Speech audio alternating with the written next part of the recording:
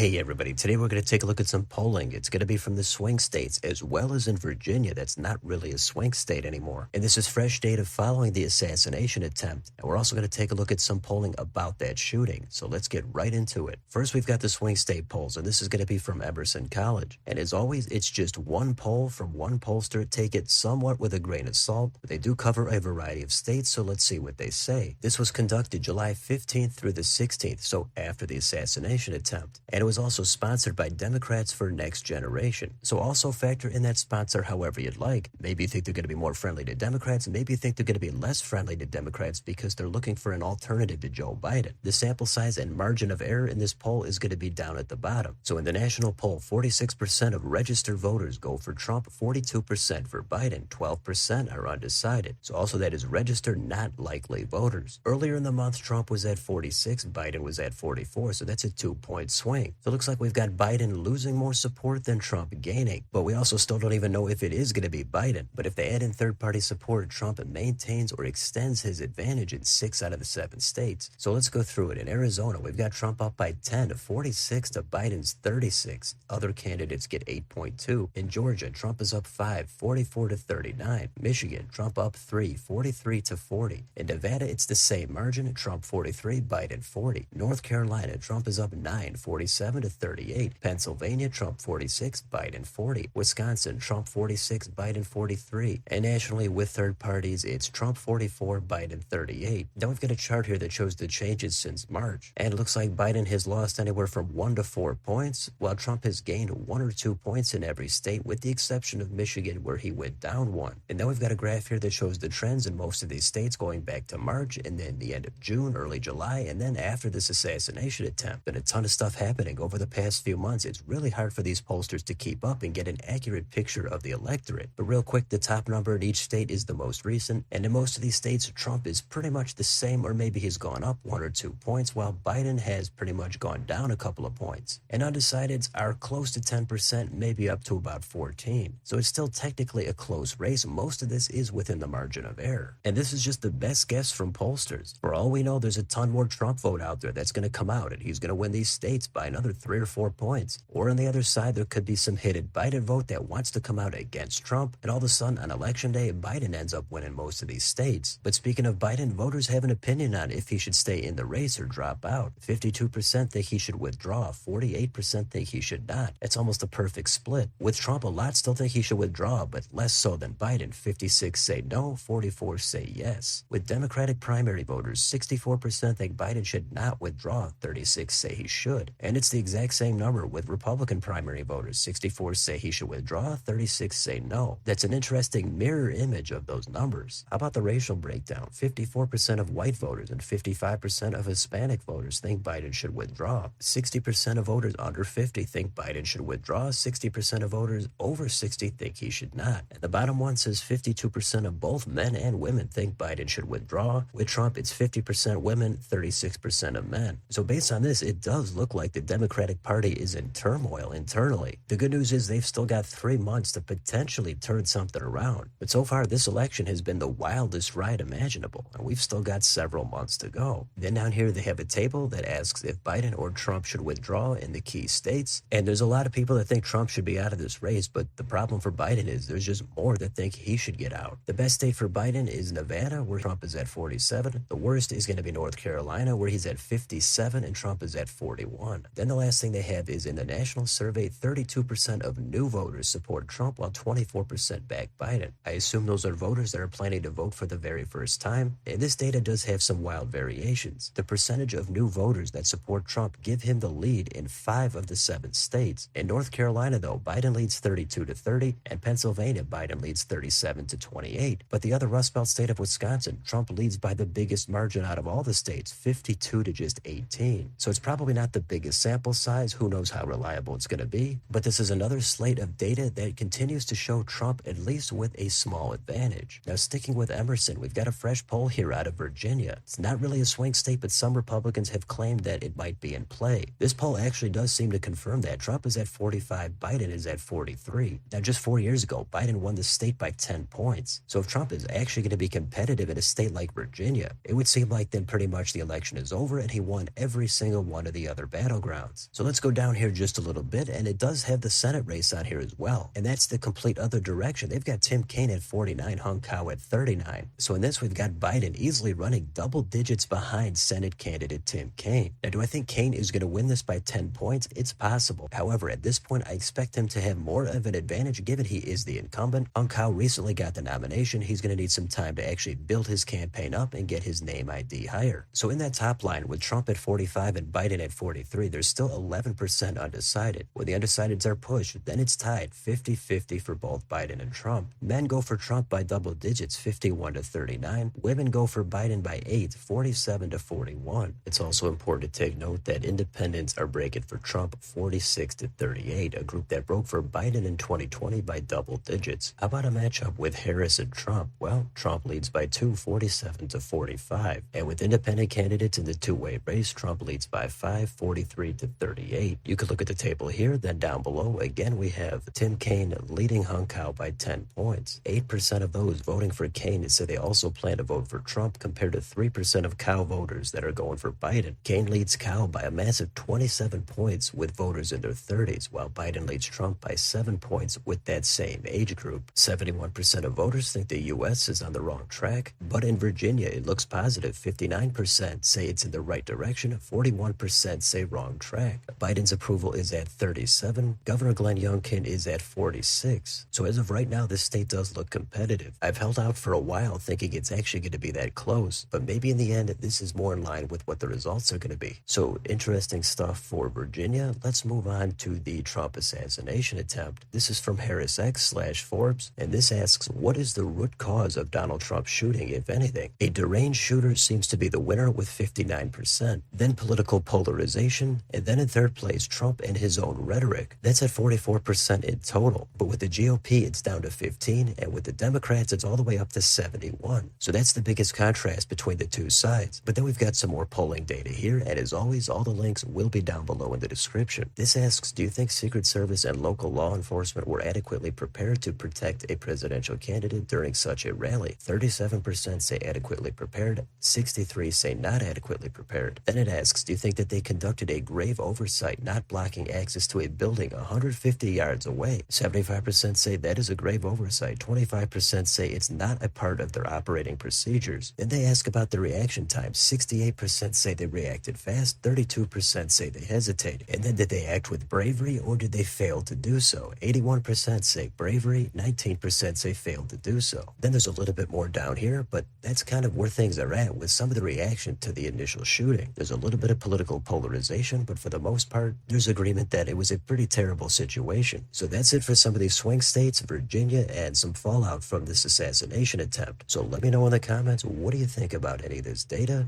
Let me know what you think down below on your way out. Don't forget to like, share, and subscribe. Join if you'd like to support the channel. Thanks for watching, and I'll see you next time.